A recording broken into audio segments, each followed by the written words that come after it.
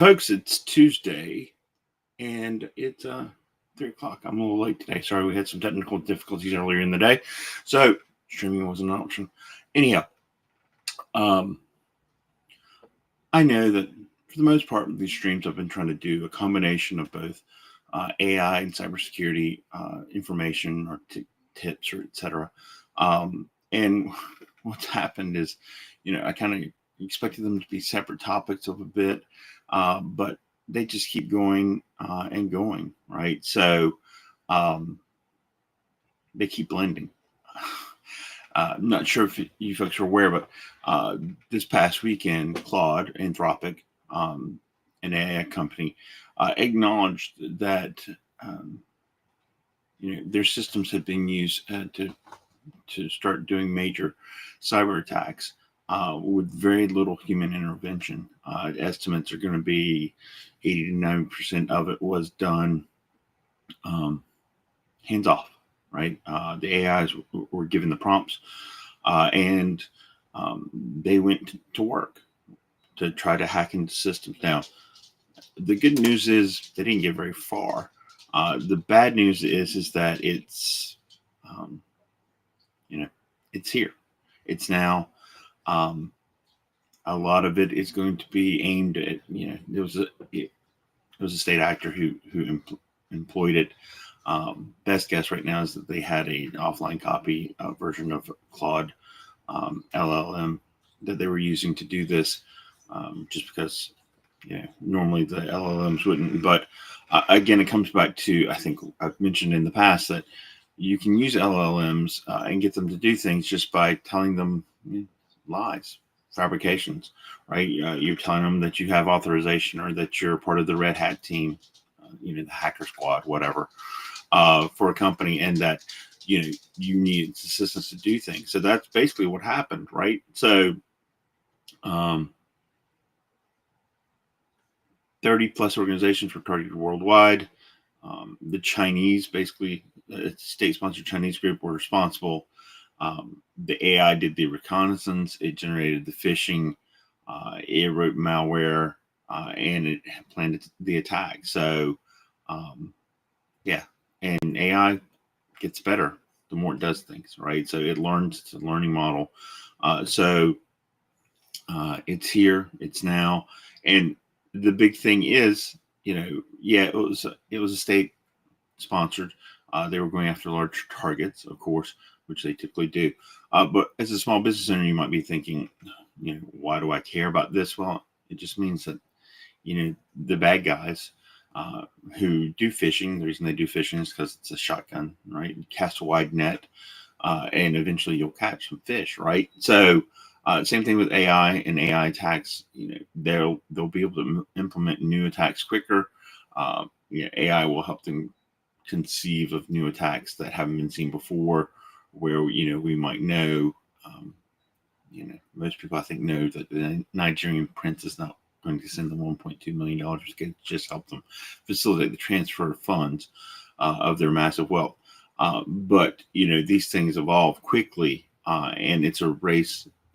Bad guys versus good guys, right? One's trying to outpace the other, and the good guys are having to adapt and pivot as they see attacks, right? And make adjustments on the fly. So the bad guys have a new tool, right? And it's fast, and it can get creative, and that's what we're looking at here. So AI basically can be used to analyze your company's public data, and you might not think you have any public data, but you've got stuff on LinkedIn. You've got stuff on company Facebooks, maybe Twitter posts. If it hacks into emails or gets into your email system and then can start crafting attacks that way, it can analyze who you talk to, what you might be expecting from a conversation from someone who you do business with, right? And so it can use that plus social engineering, and with the proper sound bites, like all these videos I'm doing, for example. You can take these video feeds and get my mannerisms from the video. You can get my voice sample, obviously, from it as well, and then it can be used to craft a you know, a direct email or a video call, a phone call, etc., to someone to allow them to give us access to things, right? So these are the things that you definitely need to be aware of. Um, it's one of those things where you want to make sure that you are verifying people who are who they say they are. Um, Sometimes that means calling them on a known good number, or two known good numbers, right? A landline and a mobile device. It could be reaching out um, via email directly. Don't ever reply to a suspected email, by the way. So if you make a new email, possibly that could do it too. But yeah, you just have to be on the lookout. And it comes down to these things are getting easier to do. These things are getting quicker to do, right? So um, many times people wonder why they're being targeted, and it's just you're not being targeted. You clicked on something you shouldn't have. You went to a web page you shouldn't have. Whatever reason, and basically you just raised your hand to be the next contestant on a really crappy game show, right? And it's where the game show host is going to win and not you. They are looking to take tens of thousands, hundreds of thousands of dollars from small businesses. And, why not go after multi-million dollars? Well, it takes longer, right? They have more sophisticated setups usually. And honestly, if you're less than $1 million, no law enforcement agency is going to come after you who would have the resources, right? So if I can hit a bunch of random folks for $100,000 here, $50,000 there, in the course of a day, I could make $1 million as a bad guy. But no one's going to come after me, right? So it's a crime without consequences, and other than moral. But let's face it, these guys don't have morals. If they did, they wouldn't be doing it. So what I wanted to bring to your attention basically was that AI and cybersecurity are kind of walking hand in hand. They're no longer separate entities or separate subjects some days. A lot of times now when we talk about, mainly cybersecurity, we're going to be talking about some AI aspects to it these days. The flip to it is when we're talking about AI, we'll be talking about some cybersecurity too, right? So again, large language models, you want to make sure you know what you're feeding and what your employees are feeding up into those models, right? Is it protected? If I go into a Claude or a ChatGPT and I ask specifics about your company, is it going to give me data that it knows of your company because somebody there uploaded your financials for the past 5 years to get an analysis done by AI on the free version, right? So Claude protects stuff for the most part. ChatGPT does not. If you're not paying for it, if you do pay for it, you have to enable it or tell it not to use it to train the model. As far as using your data in that aspect, right? So, yeah, they're going to kind of walk hand in hand. So let's do a quick recap and see what we're going to talk about as far as this goes.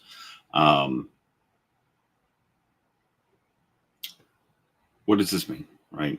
Again, speed. I've mentioned that before. Attacks are going to be faster than the defenders can react, right? Doesn't take a lot of human skill.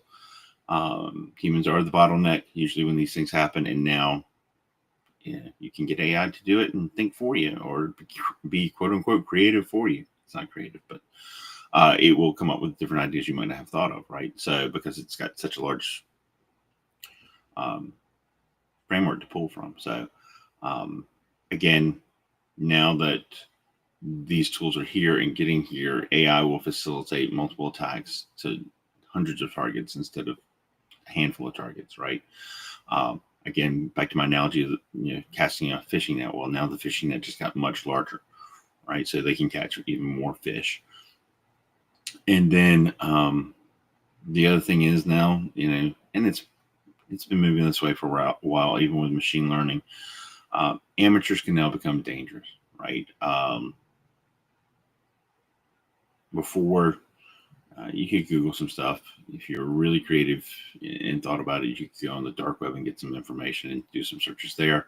Or worst case scenario is you could go, rent, they call it ransomware as a service, RAS, Roz, something like that, where you could get the code from the bad guys, and they would give you a percentage of whoever you might hack. So, if you were working at a company with a few hundred computers, you could take one USB drives in with the malware code on it, upload it, and if your company paid out $1 million, you get 100,000, and the bad guys would get the other 900,000, right? So, I think that's typically how they worked. It was not the other way around. It was definitely you got a smaller percentage than they did, right? So, but you could do that, or if you could get in somebody's mail system, whatever. The point being is that you could rent, right? The malware. The bad guys would do the hard, heavy lifting once you got them into the system, right? So, but now you've got people who can just go into some type of jailbroke or ChatGPT, Claude, some offline models. Where you can get the information, you can learn how to do some basic scripting, and then prompted to give you malicious data or back the prompts that you need. So, what does that mean for us? What does that mean for our clients? Well, phishing emails have already started getting better, right? There's no more typos, generally speaking. There's no more odd idioms or speech patterns in the emails anymore. Right. So that's been that way for a while now. It's probably been over a year, 2 years. What the AI can do, though, is they can actually make the emails sound like they're actually coming from the person they're purportedly coming from, using their language, using the way they put words together. Again, it's going to come to video and voice soon. I'm guessing in the next year or two, you're going to see massive perpetrators using phones to get things done, because people won't think about the fact that the person they're talking to isn't actually the person they're talking to. So they'll get better at figuring out how to tweak your, which buttons to push to get your people to work and do what they want them to do, right? From social media. So,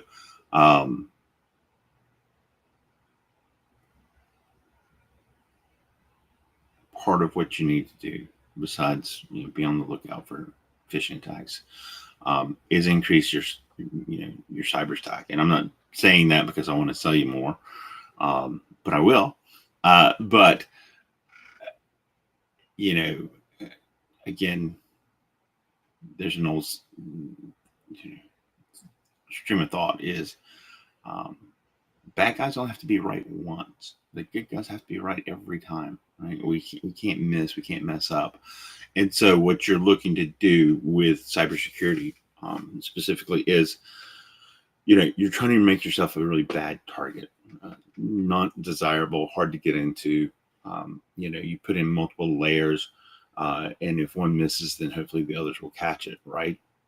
And so the bad guys, again, the reason this will get harder and harder for the good guys is because bad guys are lazy, right? So AI just makes it easier for them to do what they want to do and still be lazy, right? That's the case with most criminals.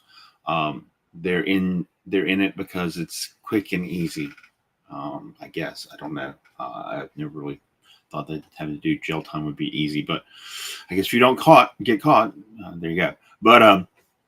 But again, you need to make sure that you're putting up defenses all the defenses you can put up and that you can afford to put up, right? You got to start thinking about how much downtime you can afford, how much money can you afford to lose.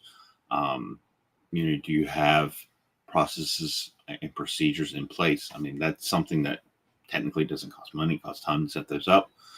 And then having your employees understand that these are our policies and this is why. Maybe you don't have to tell them that. They don't need to know that it's just a policy. This is the policy and this is why, because we're trying to keep the bad guys out. So do that.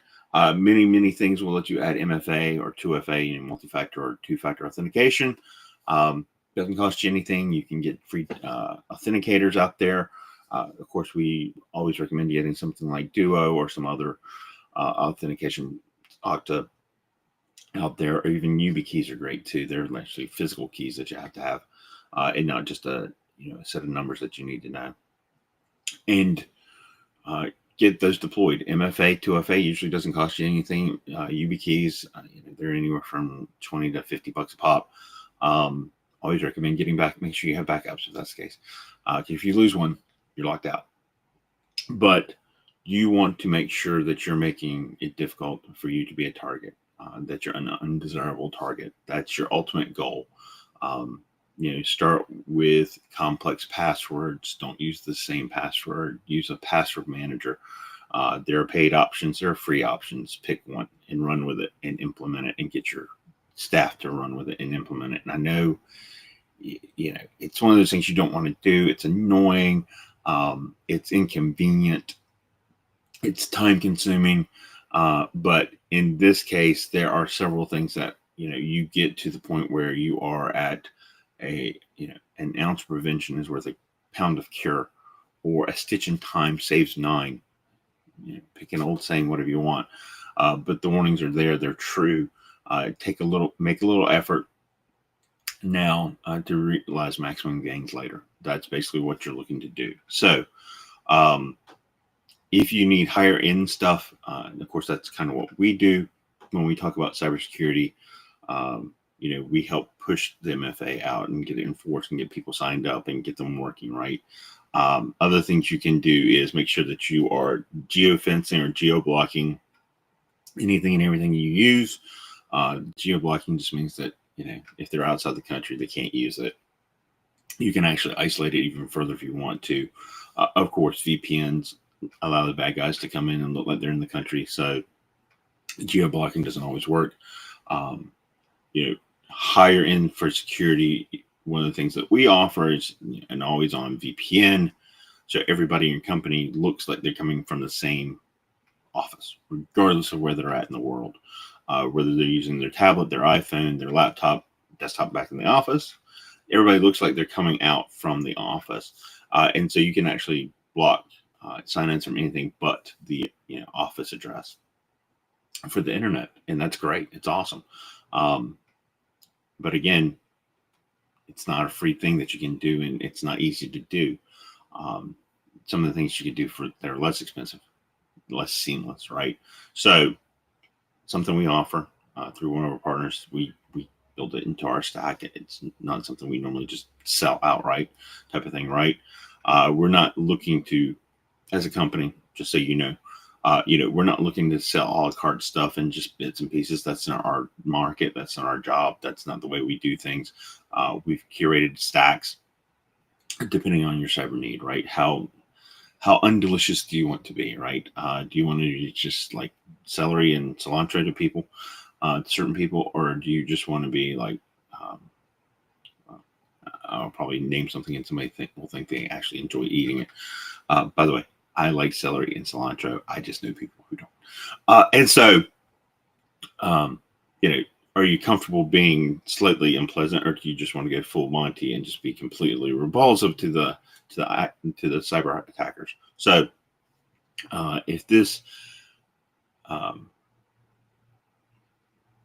makes you start thinking, great, awesome. That's what I'm here to do, is to put some ideas in your head.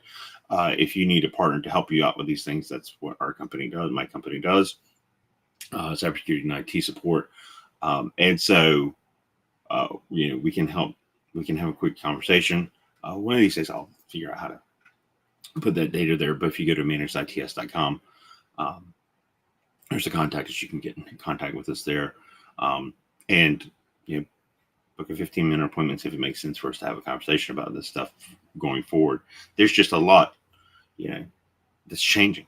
And AI is moving even faster. I remember back in the day, when we would see these outbreaks of viruses, but they would be few and far between, right? And so, starting a few years ago with machine learning, the forebear to AI, we would see iterations of the same virus. It was just like, when COVID would change every couple months and there'd be a new variant and people would get sick again because of the new variant. Well, it's the same thing with computer viruses, right? Or malicious code is, it would work, and then the good guys figure out how to stop it and update their their methodologies for detecting it and stopping it, and then the bad guys would just tweak it a little bit and get around it, and you'd see another wave of infections going around. So, yeah. Anyhow, I wish I had something better to say from a good news note. Apologize for being late, delayed today. Hopefully, I haven't rambled too much for you. Again, looks like moving forward, there's going to be a good number of weeks where I'm having a conversation about AI and cybersecurity in the same breath because they're walking hand in hand. If you have questions, ideas, suggestions for topics, feel free to leave it in the comments. I hopefully will see it. And until next week, I hope you guys have a lovely and productive week. And for the people in the U.S., don't forget to go start buying your turkeys because you're going to have to thaw them out here soon. So